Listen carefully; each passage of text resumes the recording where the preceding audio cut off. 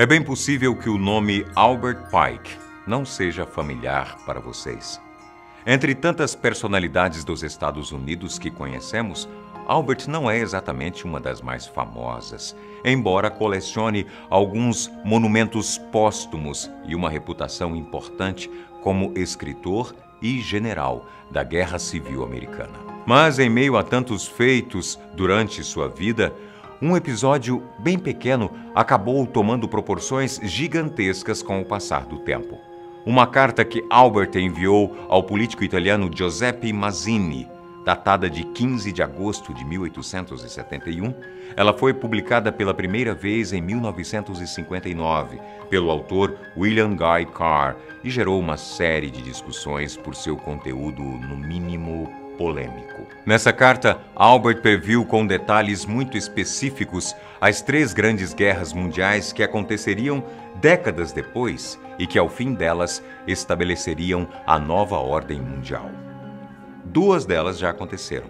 Segundo a carta, já estamos nos encaminhando para a 3ª e derradeira guerra mundial. E com ou sem previsões, há muitas pessoas que dizem que um conflito entre as maiores potências do planeta já é mais do que iminente. Mas será que Albert foi capaz de descrever com tanta precisão o destino da humanidade?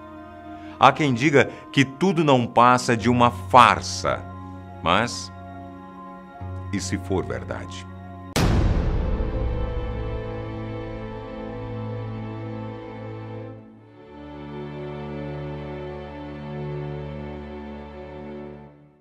Vamos conhecer um pouco mais sobre Albert Pike. Nascido em Boston no ano de 1809, era descendente dos colonizadores da região e foi um notável autodidata, tendo passado em Harvard, mas desistindo da universidade pelas taxas de matrícula impostas. Acabou se tornando professor por conta própria, dando aulas em escolas por todo o estado de Massachusetts. Sua vida profissional foi extensa e repleta de conquistas.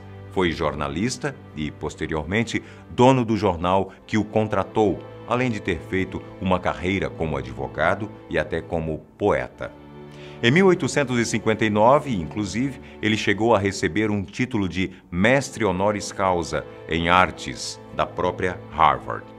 Albert também participou ativamente de 2 conflitos: a Guerra Mexicano-Americana, em que foi capitão de tropa, e a já citada Guerra Civil, onde trabalhou como negociador dos confederados e também general.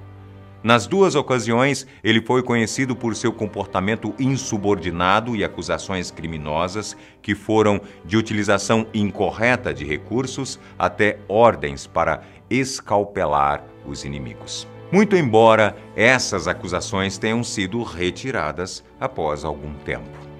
Podemos ver que Albert Pike não era, de qualquer modo, uma pessoa simples. Até mesmo sua aparência era considerada intimidadora. Mas a maior parte de sua influência veio de sua filiação a fraternidades, como a maçonaria.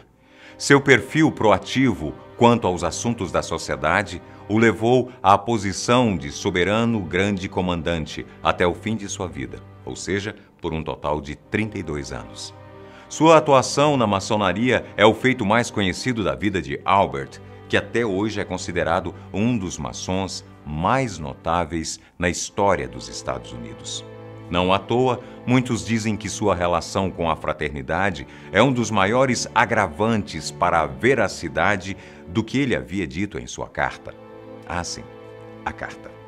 Endereçada a Giuseppe Mazzini, um maçom e político italiano, ela detalha uma visão que Albert teve e que incluía 3 guerras que assolariam o mundo antes de um desastre econômico sem precedentes, que abriria o caminho para o estabelecimento da nova ordem mundial.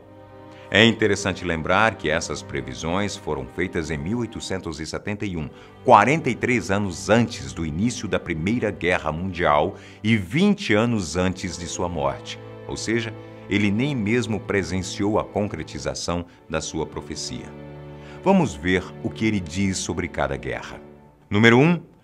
A Primeira Guerra Mundial deverá acontecer a fim de permitir que os Illuminati derrubem o poder dos czares na Rússia, fazendo do país uma fortaleza do comunismo ateísta. As divergências causadas pelos agentes dos Illuminati entre os impérios britânico e germânico serão usadas para fomentar essa guerra. Ao fim da guerra, o comunismo será estabelecido e usado a fim de destruir outros governos e enfraquecer as religiões. Essa primeira passagem se refere claramente ao conflito que aconteceu entre 1914 e 1918 e que contou com, entre outras coisas, a Revolução Russa, que levou o comunista Vladimir Lenin ao poder e ao estabelecimento de duas frentes de batalha: os impérios centrais, compostos pelos impérios alemão e austro-húngaro, e os aliados, formados principalmente pela Rússia, França, Estados Unidos e, claro, o Império Britânico. É importante citar que, historicamente, a ascensão do regime comunista na Rússia levou o país a uma profunda mudança interna, inclusive no quesito religioso, já que os bolcheviques instruíram o chamado ateísmo de Estado e, segundo alguns historiadores, iniciaram um programa governamental de conversão forçada ao ateísmo. Número 2. A Segunda Guerra Mundial deverá ser fomentada ao tirar vantagem das diferenças entre os fascistas e os sionistas políticos. Essa guerra deverá acontecer para que o nazismo seja destruído e o sionismo político se torne forte o bastante para instituir um Estado soberano de Israel na Palestina. Durante a Segunda Guerra Mundial, o comunismo internacional deverá se tornar forte o bastante para equilibrar o domínio do cristianismo, que será limitado e deixado em xeque até o momento em que for necessário para o cataclisma social final. A Segunda Guerra, como sabemos, teve como protagonistas a Alemanha de Adolf Hitler e sua perseguição desmedida aos judeus. Não à toa, o Holocausto provocou mudanças fundamentais no modo de pensar dos perseguidos. Entre elas, o mais importante foi o consenso de que eles precisavam de um lugar onde pudessem ficar a salvo de qualquer tipo de repressão e que também pudesse servir como um abrigo para outros judeus, que é um pensamento essencialmente sionista e que levou à criação do Estado de Israel em 1948, alguns anos após o fim da guerra. Além disso, o comunismo teve um papel muito mais proeminente na Segunda Guerra, já que a União Soviética fez parte dos aliados e protagonizou um contra-ataque à Alemanha que desestabilizou completamente o exército de Hitler.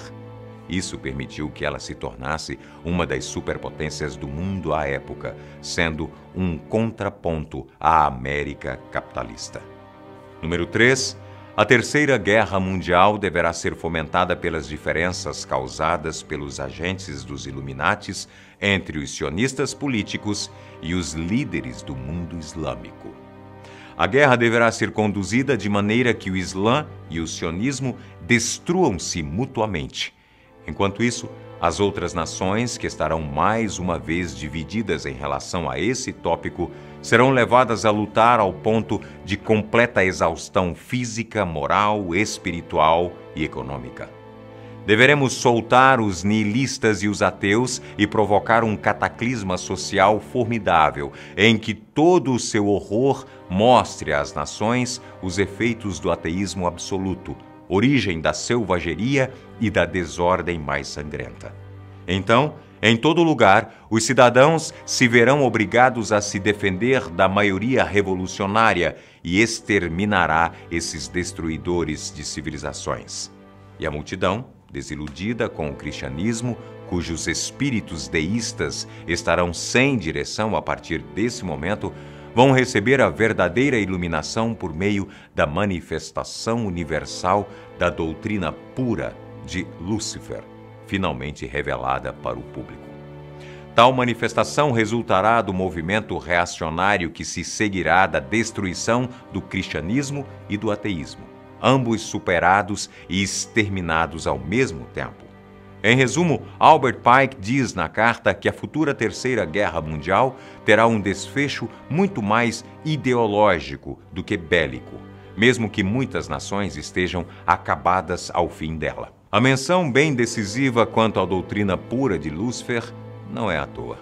O livro em que a carta foi publicada se chama, em tradução livre, Satã, Príncipe deste Mundo, e descreve o que o autor William Guy Carr chama de conspiração luciferiana. Pela procedência da publicação, muitos dizem que a carta não passa de uma farsa inventada por William para corroborar sua teoria da conspiração, já que ele mesmo é tido como o criador da demonologia Illuminati, o que também justificaria a menção a essa sociedade secreta. Outros também declaram que tudo foi arquitetado por um homem chamado Leo Taxil. Controverso escritor e jornalista, ele teria se convertido ao cristianismo para disseminar a ideia de que a maçonaria tinha laços com o satanismo. E se você se lembra bem, Albert Pike era maçom.